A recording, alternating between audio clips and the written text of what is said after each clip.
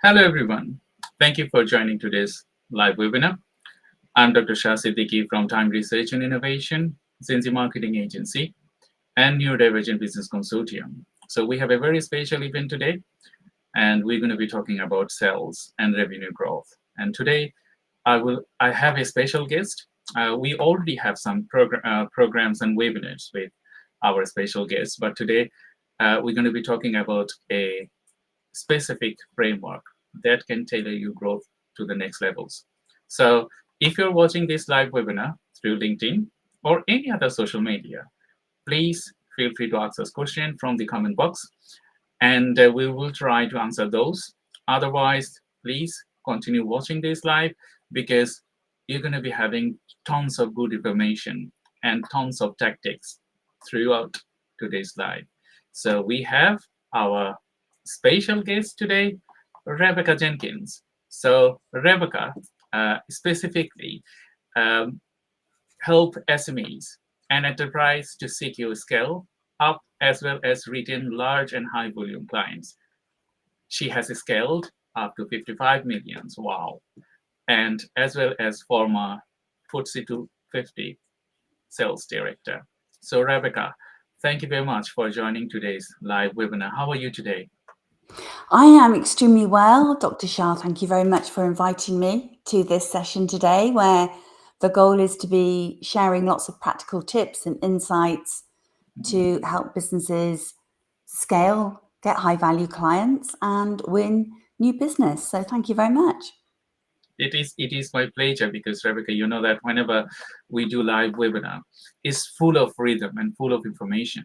And I'm not very good that much on sales, but when I talk to you and when I know how the different type of tactics, every time I learn new things, and we receive good feedbacks from the network.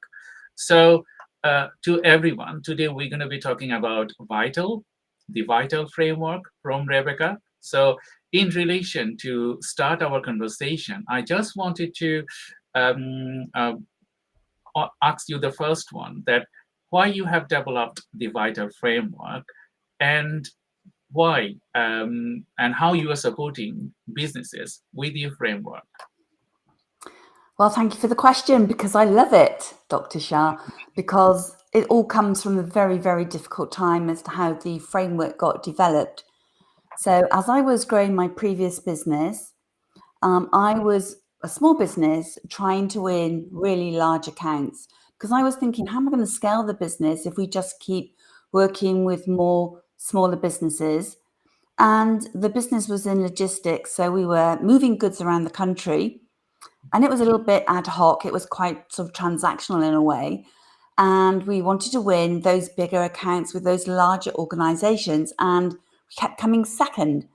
I kept thinking, how are we ever going to break this? How am I ever going to scale the business if we just keep coming second? And what I realized was that we had to do things very differently. And that's how the V.I.T.A.L framework came about, because no big organization was going to take a bet on us as a smaller business unless we did things very differently. And that's what I learned that we had to do. And then when I learned what we had to do and put it into practice, we were able to scale the business to 55 million and then go on to sell it to a FTSE 250 business. And there I learned more things as well about what you need to do to win these big accounts. So the V.I.T.A.L framework stands for V.I.T.A.L stands for how to create the vision, how to get the insights, how to create a transformation, how to get advocacy, and how to lead the client through the whole process if you want to win those big, high-value accounts. That's great to know, Rebecca, because, you know, as a strategist myself, I always prioritize strategical developments. Why it is needed is, as of my characteristics, being in the Asperger syndrome, I cannot do anything without a framework. So if I do something, even if I cook meal, I have to prepare something that, okay, what I'm going to do one after another, so I can remember it, how I am cooking or how I am improvising it. Sometimes, mostly it is on my brain, not written. But when I work with individuals or individual businesses, it's written. Because if it is on my framework, if it is on my brain, my colleagues or the people or businesses that I wanted to work, they're not going to know what is in my brain. So written it down and then work through with it. I know some people, some businesses, they don't like that way because they have everything on their brain and they will instruct you to do this and that, this and that, this and that. That at the end, there isn't that much success going on. So thank you very much for bringing the V.I.T.A.L framework to our audience. And again, anyone wanted to ask us through any question related to V.I.T.A.L, please feel free to utilize the comment box. And today's episode is we're going to be dividing it 2 segments. First one is a quick win, and the second one is a big win. So if you are thinking like, okay, you are a new business, you are wanted to start winning new clients, we have a specific segment for us to talk about. And if you are a SMEs and you have maybe over £1 million turnover, and then you are thinking to win big clients, maybe 10 million, 20 millions, or 50 millions, depends on your capacity. We're going to be talking about that as well. So Rebecca, thank you very much for joining today's live. It's going to be a very innovative session today. So my question to you, as we're going to be considering SMEs and quick wins, what are the biggest mistake SMEs and entrepreneurs make when trying to gain new businesses? Well, I think one of the common mistakes I see is that they think they can sell their product to everybody. I've got this amazing new product. I've got this amazing new innovation. And I, as the founder or the owner of that business, think, oh, but everybody will want this. And then it dawns on them that without good marketing and without good sales, nobody's going to buy. So what it needs is really defining who your ideal clients are. And I know you'll be on board with this, Dr. Shah, but I see this mistake that everybody will want to buy it. And the success is in really narrowing down and being very clear about what your amazing offer or your amazing product can do and who it does it for best. So not everybody. So kind of really work that out, narrow that down, and be sure that you can convert those opportunities because you're very focused. Maybe that's into a particular size of business or a particular industry, but just narrow that down. You can go broader afterwards, but really get very specific about who your ideal clients are. And I see this mistake a lot. And the second mistake I see is people underestimating the importance of building trust. That's so critical. We should never underestimate that. People don't know you, so they've got to know you, understand what you do, understand how you can add value, see case studies, etc., etc. So you can really demonstrate good trust. Let's never, ever underestimate the importance of that. So building trust, being clear who your ideal clients are. And the third mistake that I see is around not nurturing those leads that come through, thinking that they're going to buy in the first meeting. Well, I think it's something like only 2% of sales convert in that first meeting.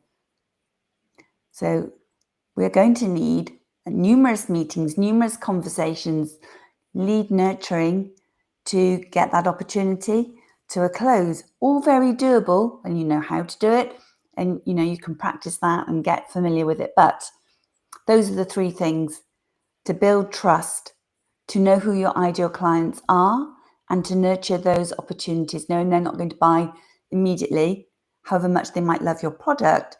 You've got to nurture them and show them the difference that you can make to their business and how you can help them overcome their problems and challenges. So that's what I see fairly often, but it's all easy to overcome. Is a true fact, Rebecca. As I'm an innovator myself, and as well as a father, so my son is everything to me, and it's going to be similar to you and anyone, apart from if they are different on parenting or different on characteristics. Our child is the best one in the world. Similar way, if we bring something and it's a characteristics for ourselves that, okay, we have brought some product or services and they are the best in the world. And yes, it's our characteristics. We cannot go beyond these limits. But at that point, when you have a product or services, it's better to understand, like you said, to know your product and services better. Like, okay, will you buy something like this? Asking you the questions, or going out from your comfort zone, talk to people and ask them, okay, will you buy this? Majority of the people will say no. Yeah. Why? Because when we bring ideas, if we are not experienced, we don't know how to package it. Everything is packaging your product and services. Elon Musk, his packaging is so good that after his initial idea, he will earn billions. He will sell even the product has been built. Are we like that? No. So that's why people need Rebecca Jenkins and similar people. They really question you the hard things first to make it solid and proper. So thank you very much for your honest answer. You wanted to add? Yeah, such a good point there, Dr. Shah, because sometimes we can wait until the product is perfect. And I don't actually think that's a good idea. Actually start to get feedback before your product is as perfect as it ever can be. Don't strive for perfection, but get the feedback before you launch, if you're launching a new product. And you could have a discussion group. You can get feedback. All feedback is invaluable because it helps you shape your product. So don't wait until a big launch. Set up a discussion group, get some feedback beforehand, and that will help you to adapt or change or modify your product. Nothing beats getting that real feedback from the market before you launch. So I highly recommend that. But if you already have a product that is launched, still get feedback, get it out there, learn from the feedback that you get from clients, and have your mindset that's adaptive to receiving that feedback, seeking that feedback, and keep sort of tweaking your product, keep improving it based on that feedback. So don't kind of put it under, don't hide away your product until you're ready to launch. Start to get that engagement beforehand. So it's a really good point. I'm glad you raised that. Thank you. Thank you. Because, when we, as I said, when we develop product, we just don't think about the market. We don't think about sometimes the people they're going to be using it. So when there is a business, it's not a business until you start selling it, because you need to invest. And when you start selling it, you also need to be aware that people, a product cannot satisfy everyone. Like you said when it's in the beginning, that your product is not for everyone. And when majority of our people, when we talk to businesses, they think that the product they have developed or services is for everyone, and they're going to be winning lots of clients and become linear. That's not the true fact, because you have to be on the real world. And when you are in the real world, the product you are building, it has to go for R&D. Why? As you said, because you know that this is a base product. It's maybe fulfilled your requirements, but will it fulfill other person's requirement?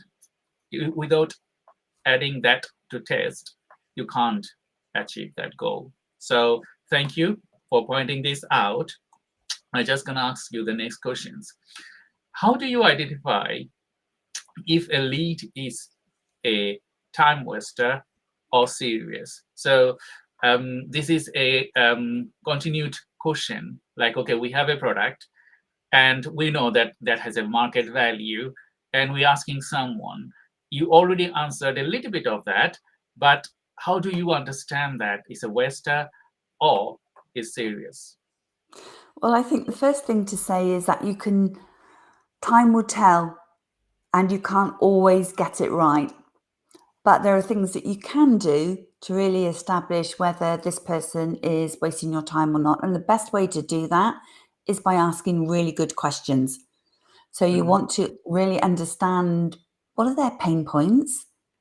What does that mean to them? How difficult is it for them? What's their time frame? What, if you could change those problems for them, what does that mean to them? How quickly would they want to see that problem resolved? And by asking questions and going deep, you will get a sense of whether this company is really serious or not about what you've got to offer. So I say, don't be scared about asking those questions and really getting under the skin to see what their challenges are, what their pain points are, and to think of sales as you're solving a problem for them. I think so many people get caught up, like sales gets a bad rap, doesn't it? We've all experienced an unprofessional sales situation. And then I think that puts people off, or puts you off when you go into the sales process. So the key thing to do is to think of it as you're solving a problem. You want to see if you can help them. So if you want to see if you can help them, you've got to ask questions and understand. But there's a simple framework. So you like frameworks, Dr. Shah. And this one, you may have probably heard about it already, but the framework is called BANT. And it's very basic, but it works. So you want to understand, does the individual or the company have the budget to make a decision? Do they have the money to make a decision? Do they have the authority to make a decision? Do they have a real need? That's what I'm talking about through the questions. Really unpick it and understand how pressing that need is to them in that moment and how keen they are to change it. And then understand the time frame. So what's the time frame they're working to? This will be a good framework to help kind of work out very simply how urgent or how pressing, or whether this is a really serious opportunity or not. But even with all those things, don't beat yourself up if sometimes you don't get it right and you think something is serious and it doesn't work out. It just means that company isn't ready now. Things might have cropped up in their business that you don't know about. So never be too tough on yourself if you've done all of those things and it doesn't quite work out. Keep in touch. You never know where it might lead in the future. And they may even do a referral for you if you handle that correctly. So those would be my techniques. What's your thoughts on that, Dr. Shah? That's great advice, I would say, Rebecca, because when you build something and you continually ask people for reviews and ask people to buy stuff from you, and sometimes we forget about that the person I'm asking, he might be engaged with someone else. So this is not the right time for that person to buy your product and services, because everyone is busy, everyone has a mission, everyone's wanted to solve their problems. So when you are entering into the market, if your value is not that kind that you are solving someone's problem, they're not going to be switching. That you said is 2% when you go for fast visits. So in 2%, it's very low, isn't it? Because that person you're connecting, they're not ready. So what you need a continuous relation with them. Yeah. And the product will evolve and your relation will evolve. And one day they will be your clients. They will be your customer, because it takes time for people to change their opinions on specific things, change their views and values and a lot of other things. I can remember that before I came here, I had different values in the UK. I spent half of my life in the UK now, and my values has changed. So if you think that, okay, you have something and you're thinking of something, it takes time to change. I'm not talking about that, okay, you have a business and you target someone, 20 years later, someone will come and buy it. That's not the thing. It's just like you need to work with it, stick with it, you will see the results. But mostly when I talk to when I talk to business people, they say they want quick results. They want next to be happening. They want just earn millions and pouring money. And that's a daydream, I would say, because if you think like you are in the FTSE markets, so when you see that those businesses, they are reaching that goals, they have a history. They have tried. Maybe they didn't try with this business, but they have previously a lot of business, or maybe their idea is one off shelf. So no one can beat them. So in relation to that, what is your suggestion to the young entrepreneurs? They want to get into the market, what they would do, how patient they would need to be? Well, I think what they have got to really appreciate is that you have to nurture opportunities. And if you are prepared to nurture opportunities, you're going to have something like 50% better leads because you're holding the conversation with them, you're engaging with them, you're taking time to understand their business more. But you have to have a process that enables you to do that. Otherwise, you're just going to kind of lose control over which leads you need to be nurturing. And there are many things that you can do to nurture leads. So it's about how many touch points they have, how much engagement they have with your business. So recently, I got invited in to have a discussion with a large organization, and I got a call from them saying, come in and talk to the leadership team about how we might restructure our sales and marketing in the business. And I asked them, well, why did you get in touch with me? How did you know about me? And they had read my book and shared my book around the company. They'd been to my website and read case studies. They'd listened to the podcast and got a sense of who I was. They'd been to LinkedIn and seen my content. And so we've got to generate all those different touch points to help the prospect feel comfortable about getting in touch with you. And when they do get in touch with you, you've got to start to develop and build the relationship and nurture those opportunities by understanding their business, what's important to them, what their goals and aspirations are. So if you do all of those things to a reasonably good degree, you will generate opportunities that convert to business. The time that's going to take depends on the sales cycle. If you're targeting larger businesses, it's going to take longer. It's going to take 6 to 18 months, even longer.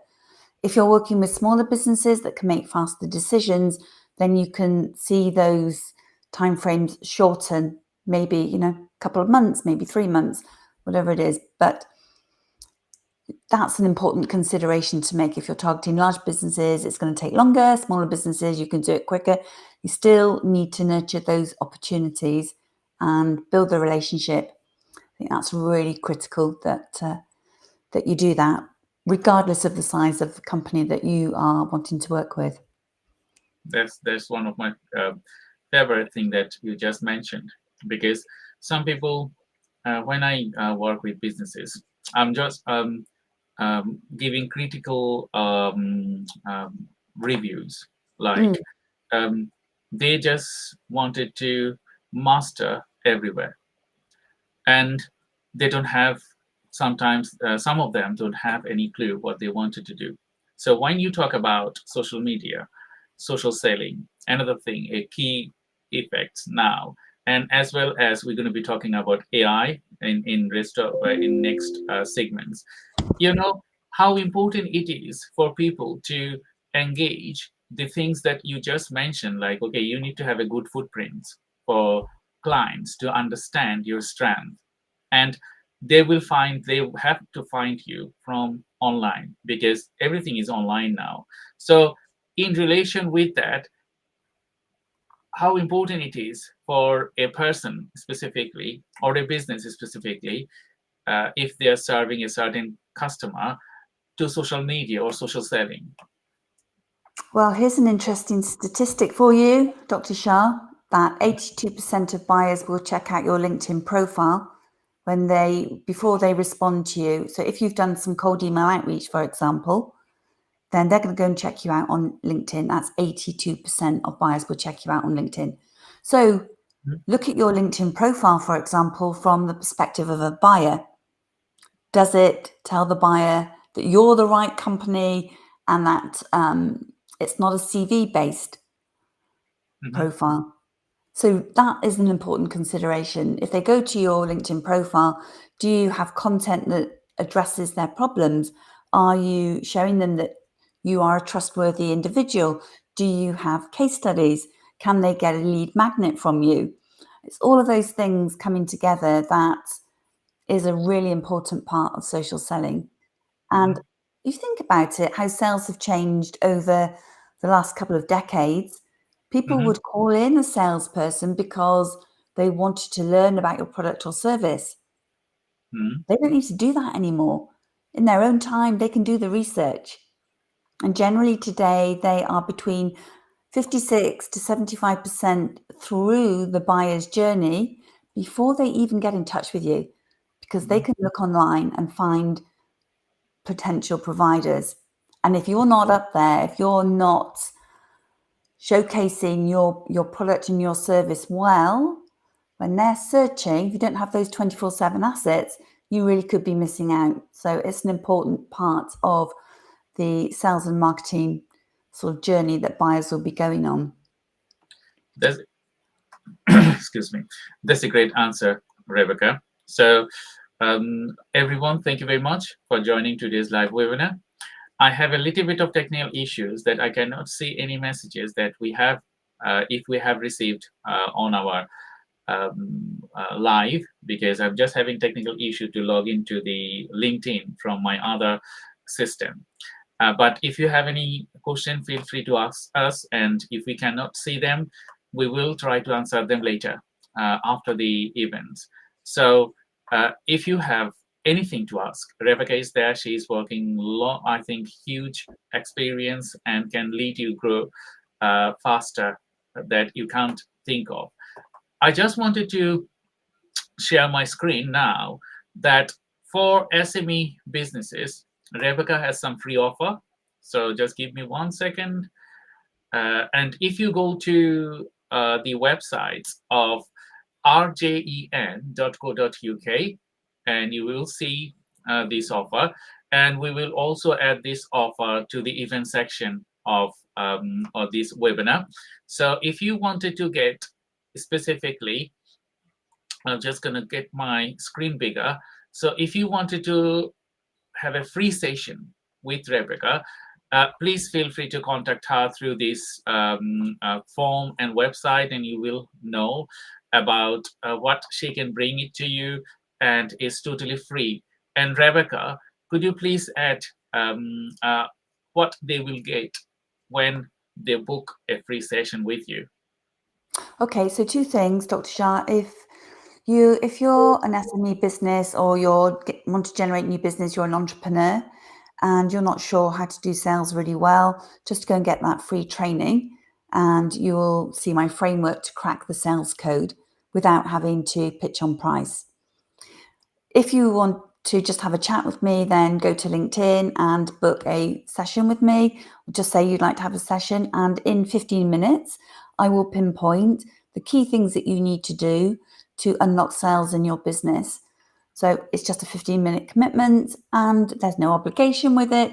I just like to help people unlock sales because I've been in that challenging place myself, and it's always good to help others with that. So 15-minute kind of diagnostic, and come away with some real key action points that will help you generate new business.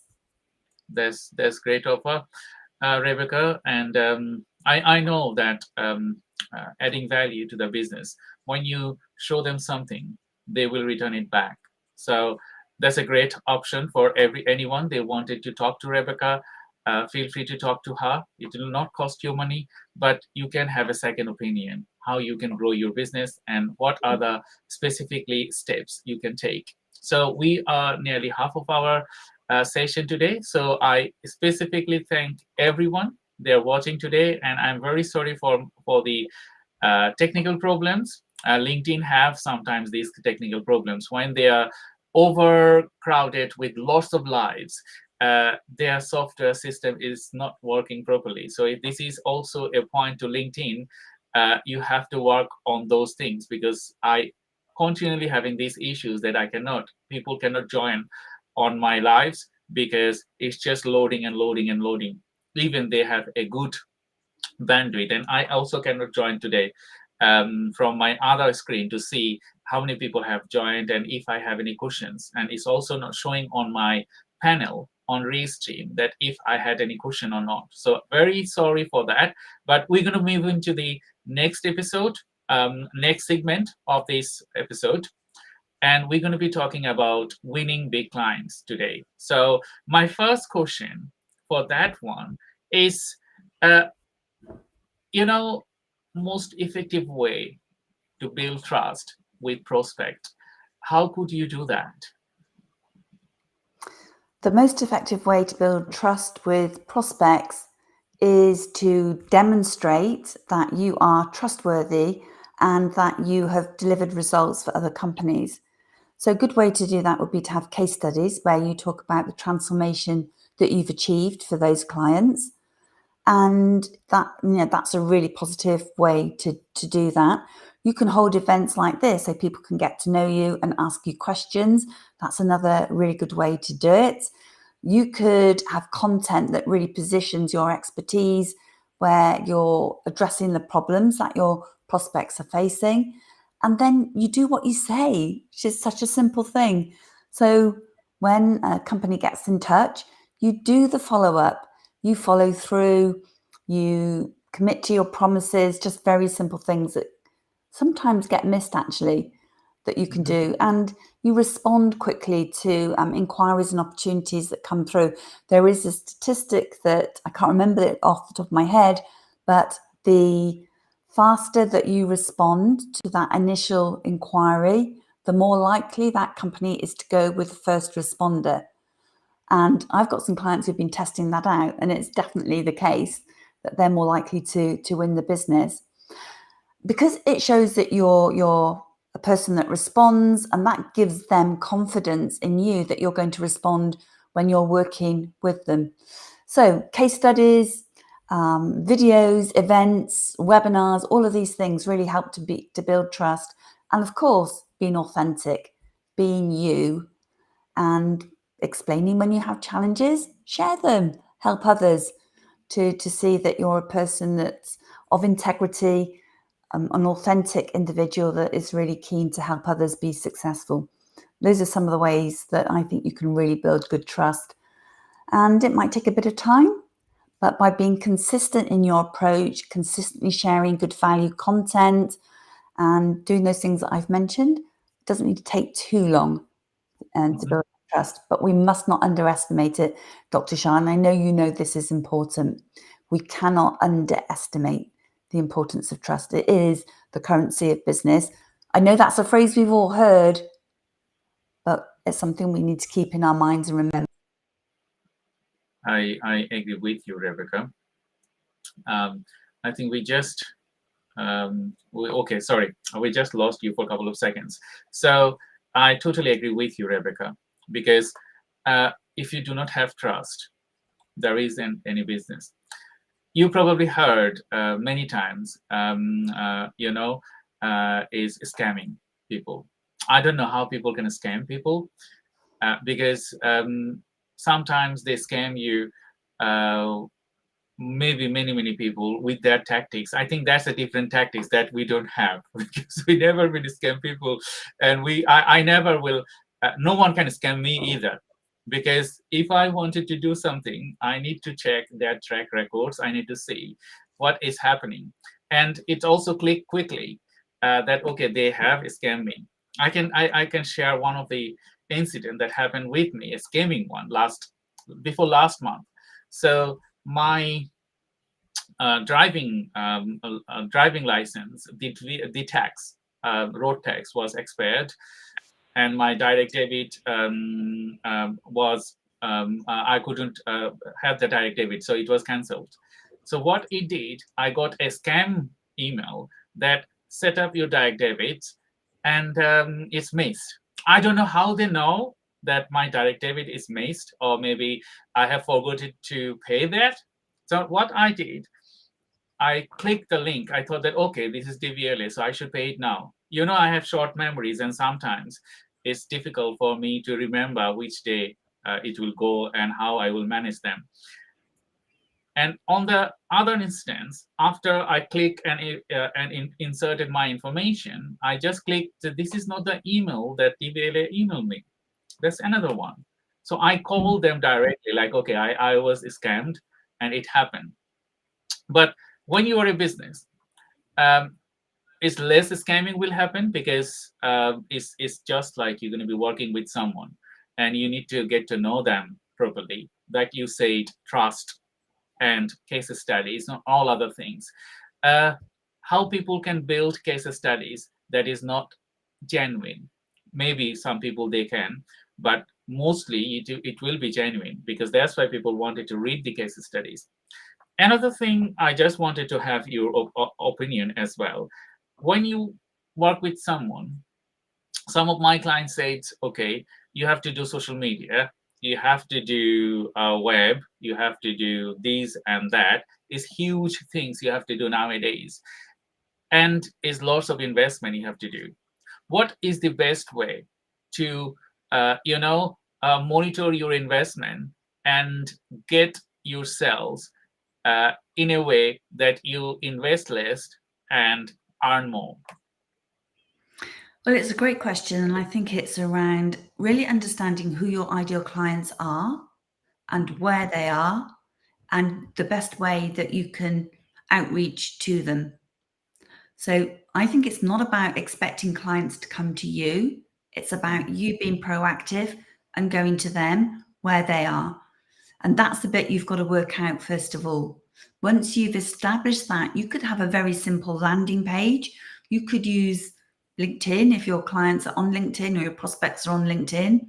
You can create your profile with a landing page. You can put out content. So you just got to find the right method for you and the one that you think is going to be most effective. The challenge is you might not know at that point which is going to be the most effective. So I would say start with a low cost, potentially most effective one to start with. But the key to this is you've got to know your numbers.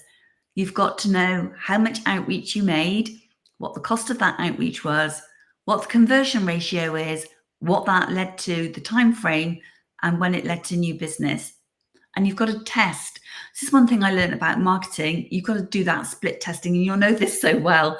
Different messages will resonate with different people. You've got to look at, what's going to work. You can only find that out by testing. We can all share what we think worked for us, but you've got to do what works for you and test it. So take one method and really work that method. Give it 3 months, really test it. Don't give up if after week 1 you haven't got any leads, because that isn't going to get you very far. Test it for 3 months, try different variants of messages, etc., and go all in on that one method would be my advice.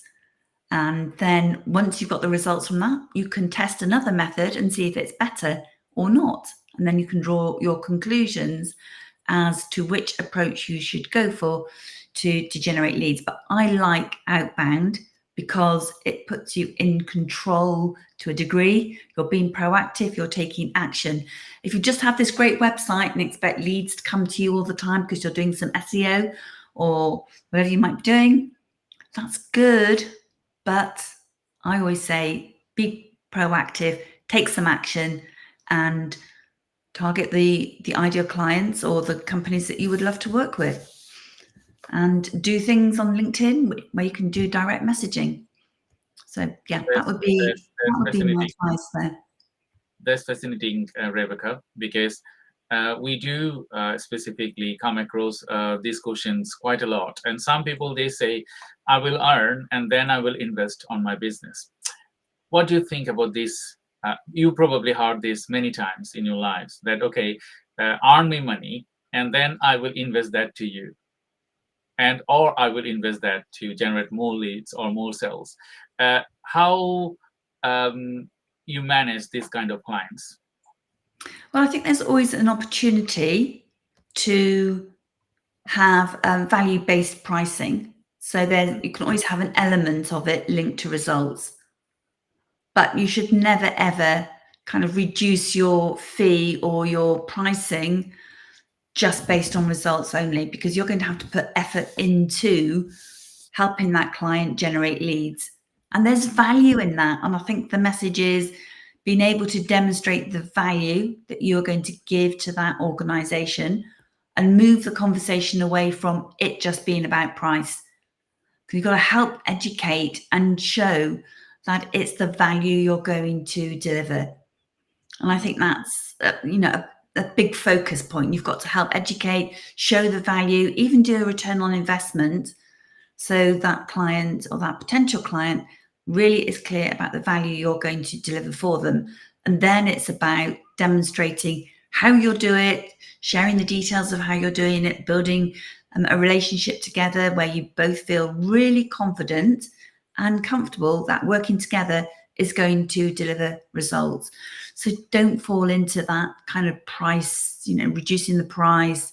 That's just a race to the bottom. It's not going to do either company any good, because if you're in that position, you're going to cut costs to be able to fulfill that client's needs, and it's going to reduce your margin, and the client isn't going to get the very best service from you because you've had to cut your costs to do it for a lower price. It just doesn't work out.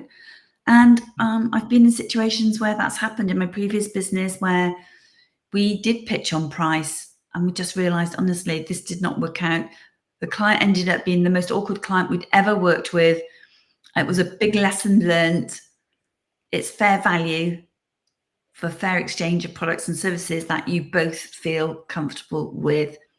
It's not about being the lowest price. And that is a race to the bottom that none of us want to be in at all. But taking a share of the results that you deliver, I think that's reasonable. But don't compromise your pricing. Find a win-win, but not at the cost of reducing margins and going down that price route. It's just don't do it. Is my advice. That's a great answer, Rebecca, because sometimes we think that, okay, we're going to be winning the next clients, and to win next clients, we destroy our future, and that's why I think we shouldn't do that. As we say, that it has to be well thought, and that's at that point you kick in, I would say, with your knowledge and with your things like, okay, what is the right pricing criteria? Because when someone is a new business, they might undercharge, or maybe they will overcharge people. So this is not right. When businesses, they start, entrepreneurs or SMEs or new service and products, it's just like the right packaging for the right market. Proportionately, you will get succeeded. And another thing I just wanted to point you from your conversation, like 3 months, you need to try 3 months, or maybe sometimes even more, because those people you're connecting now, they might not be ready. So if you think that, okay, you have run a campaign for 3 months, you need to wait another 3 months to see if they are converting, and change your tactics later. Maybe parallel do something. Okay, one tactic, second tactic, third tactic, if you have strength, and if you can do that. So thank you. I just wanted to ask you. Can I just add a little point to that, Dr. Shah, that if you're running it for 3 months, you would expect to see some green shoots of opportunities come through. And that's what you're looking for. If it doesn't generate any interest in that 3 months, and I think you can safely say, I need to change this approach. The sale might not happen until another 3 months down the line, but you want to see that there's some interest, there's some engagement. They want to know a little bit more about what you do. That's what you're looking for. You're looking for that signs of engagement, interest, and potential, which will lead to conversations. And from those conversations, you will learn more about their business, their readiness, their budget, their timeline, etc. So you might not close the deal until 3 months down the line. That's a great answer, Rebecca. That's a great answer, because some people, they would say, oh, you told me that with these tactics I'm going to be start selling in 3 months, but it's not like it starts selling in 3 months. It's the conversation is started. The conversation could start in the first week, but when you close a deal, okay, this might not happen in the 5th month, because you need trust. The first thing, trust. Sometimes you can sell in the 2nd week or 3rd week or 5th week. It doesn't matter really. It matters that you mentioned that the right people. If you engage with right people and they are very dire situation, they need help, they're going to be seeking your help anyway. So that's great. That's great to know, Rebecca. I just wanted to ask you another questions. You know, what's the big change in sales that we must adapt to? It's a great question, Dr. Shah. I think I kind of already alluded to it, and that is the change in buyers' behaviors. And we need to adapt to that. So we know they are looking online to see, find potential providers. So that's a critical point. Are you online representing your business in the very best light, your 24/7 assets where they can get to know, like, and trust you? So have you got that content? Have you got those videos? Have you got those events? Have you all of those things? And I think, I said it's 56 to 75% of buyers are making those decisions about whether to contact you before they ever get in touch with you. 56 to 75% in their decision-making process and their buying process before they get to connect with you. They're doing that research up front. So you have to be present online so that they can get to know about you. So that's one of the big changes. Also, we're seeing lots of noise, aren't we? Look at all the noise on LinkedIn, for example, all the potential companies that they could choose to work with. So have your unique brand, be very clear about the difference that you make, show them case studies to help them feel informed that you are the right company. So leveraging social media has got to be a big consideration as part of your sales and marketing strategy. So I think that's the big changing in buyers' behaviors.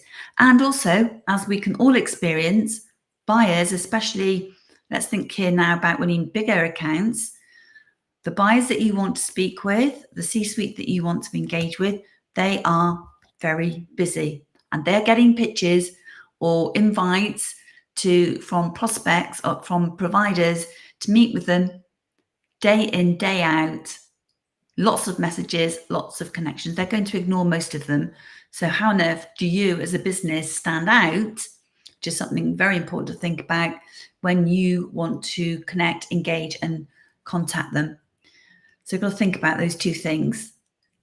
Do you represent your brand well online? Have you got good digital assets? And secondly, all the noise that is out there, how do you rise above that noise and position your brand as something different and unique that's going to add a lot of value to those companies that you are wanting to engage with, all the people you want to speak with?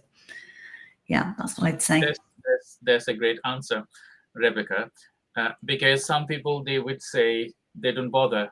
So I was talking to one of the prospects previously. They said, do you need a website? I don't see any value. And I said, yes, you don't see any value, but nowadays, the buyer, they're going to be searching for you. You need a placeholder that they can find you. And when you think that, okay, you have a placeholder, you have a website, but will that website transform your buyer to make their buying decision? You also need to tailor that, because a website would not tailor the buyer decision making if you do not have a specific methodology. So you need to think about a specific landing page, sales funnel, and a lot of other things.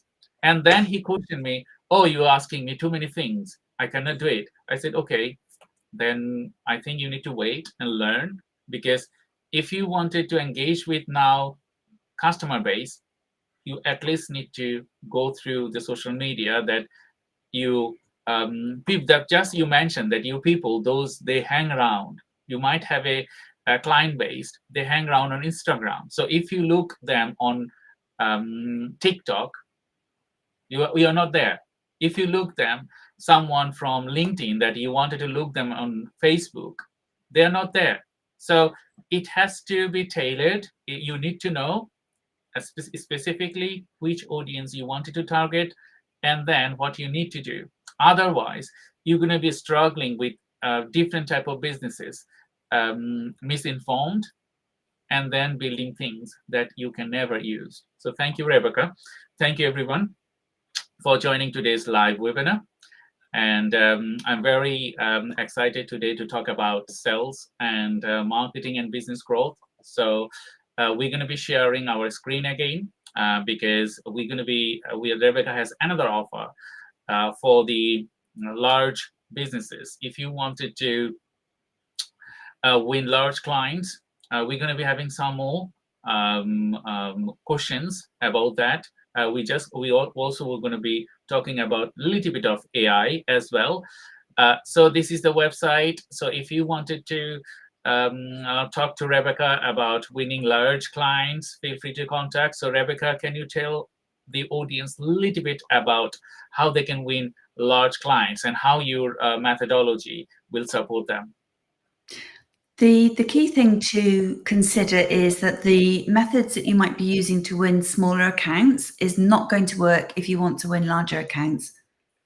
You are targeting different people in larger organizations, and you have to have a very different approach because they're not necessarily going to come to your webinar. They're not necessarily going to spend time reading all of your content.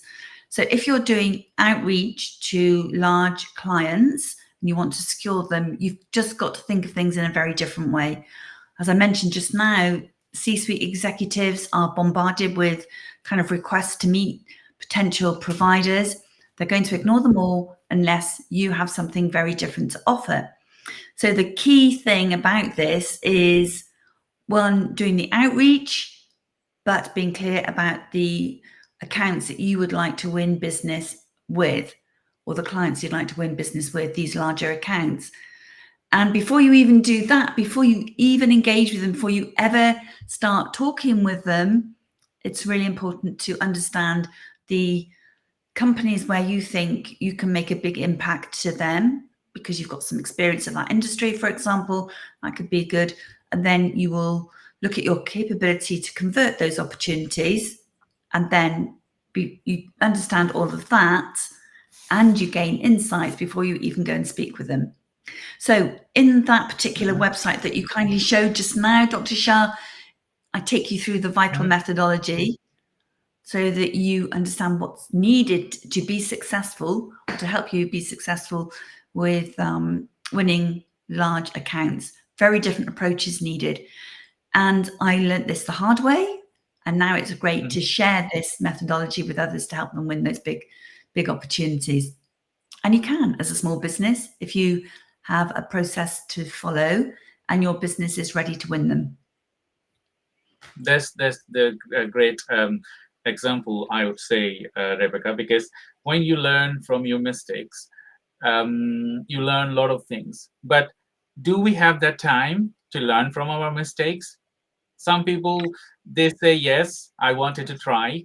It's okay. If you wanted to try, make mistakes, investments, and then learn, that's fine. You can do it. But why don't you borrow the knowledge of someone like Rebecca, that she already done that within the work and clients? So she can lead you to the right path. Like, okay, if you do that, you will have a mistake. So don't do that. Do this or do this to win a large scale client. So thank you, everyone, for joining today's live. I'm just going to talk. We have a few more minutes. So we're going to be just talking about just AI. So one question that I wanted to ask, should you use AI in sales, and how you do that? Well, the short answer is yes, but there's a caveat to it. It's to make sure the AI you are using is really going to generate the results that you're looking for. And I think at this moment in time, it's a blend of the human factor. Long may that last, but it might change. blend the human factor with AI that helps you to do certain tasks more effectively and more efficiently. So, for example, there are tools that I use. So I use, for example, it's called crystalknow.com, I think. crystalknows.com, just checking my notes there. And it will help me understand the DISC profile of the CEOs or the executives that I'm hoping to engage with. And that means I can tailor my approach knowing their DISC profile. That's really invaluable. It's a really useful tool for me. I use AI for generating graphics and helping me with my content on LinkedIn. So very effective use for me. I know for you, Dr. Shah, you use chatbots. I don't have one on my website. Maybe I should. Okay. I'm just going to share you that. So we have a special announcement today, and I'm just going to share my screen with the audience. Like how AI can support you. As you said, Rebecca, it has many use cases to use AI on your sales pipeline. So it could be starting from social media to a derived audience to your page. You can do SEO, you can do a lot of other things, hundreds of things you can do with AI now. I just wanted to share a special announcement with our audience that we have launched our AI knowledge bot. So it will act as a customer service. You know, nowadays people are very much bombarded with information. We have discussed it in our conversation today. But how they get specific elements from your knowledge for them to trust you. So we have built that AI knowledge bot. So when we apply to specific businesses, your entire business knowledge is with this bot. So if someone is asking, can I schedule a meeting?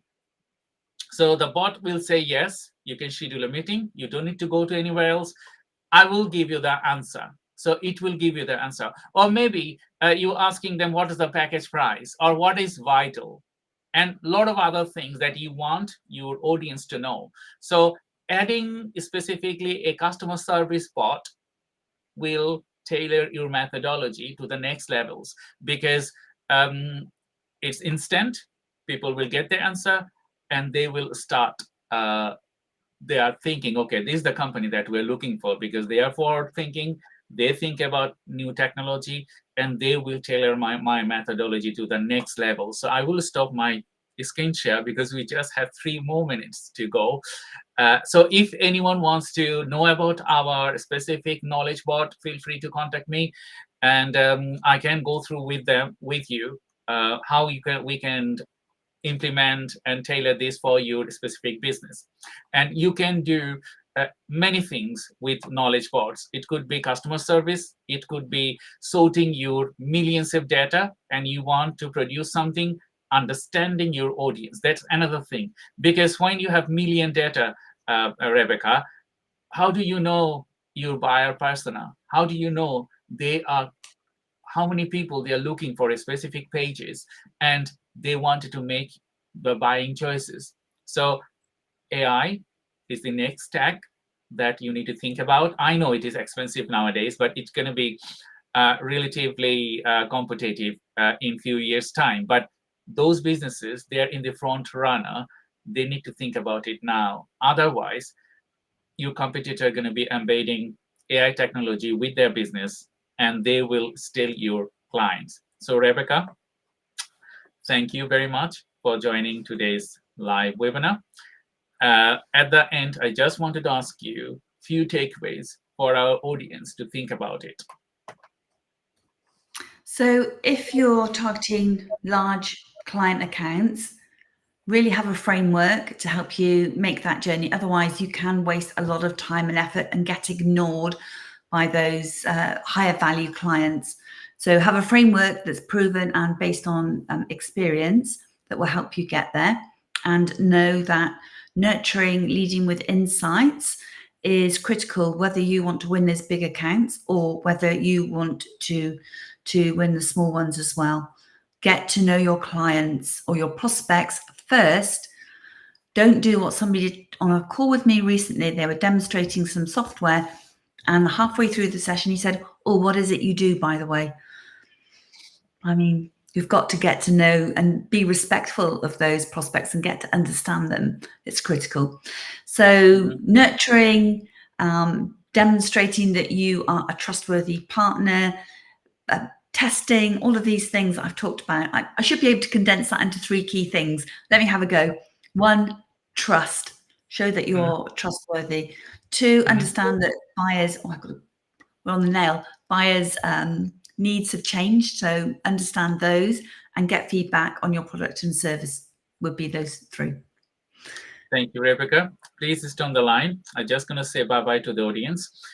And it was a pleasure to working with you. And thank you very, very much for adding this huge information for us to work in the future. And to everyone, we're going to be bringing Rebecca more and more to know about her V.I.T.A.L framework. And I know that it will support you to go to the next levels.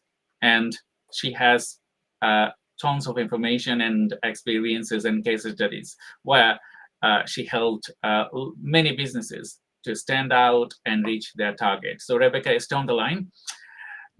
Thank you, everyone, for joining today's live webinar. I'm Dr. Shah Siddiqui from Time Research and Innovation, Neurodivergent Business Consortium. And I have, today we have Rebecca with us. So if you wanted to have a specific session with me, feel free to contact me through LinkedIn and all other social media.